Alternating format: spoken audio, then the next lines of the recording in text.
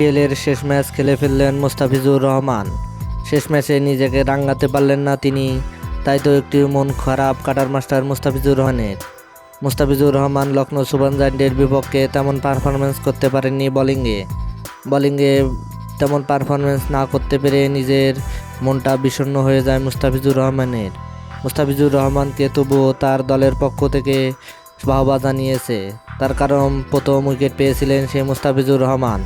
তাই তো মুস্তাফিজুর রহমান সংবাদ সম্মেলনে এসে কাঁদলেন, কেঁদে কেঁদে বললেন, আমি চেন্নাইয়ের জন্য অনেক কিছু করতে চেয়েছি, বাট আমি চেন্নাইকে কিছুই দিতে পারলাম না। কিন্তু ধোনির সান্নিধ্যে এসে নিজেকে মেলে ধরেছিলেন মুস্তাফিজুর রহমান। শেষ দিকে নিজেকে খেয়ে হারিয়ে ফেলেছেন তিনি, শেষ দিকে এসে নিজের পাটফুলকা হারিয়েছেন তিনি। তাই তো মুস্তাফিজুর রহমান বাংলাদেশে চলে আসার আগে শেষ ম্যাচ খেলে সবাইকে কাঁদালেন এবং নিজেও কাঁদলেন।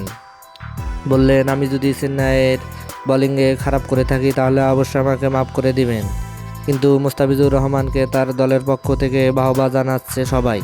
মুস্তাফিজুর রহমান ছিল চেন্নাইয়ের প্রথম ভরসা। মুস্তাফিজুর রহমানকে তাই পরের আইপিএলেও দেখতে চায় চেন্নাইয়ের দল।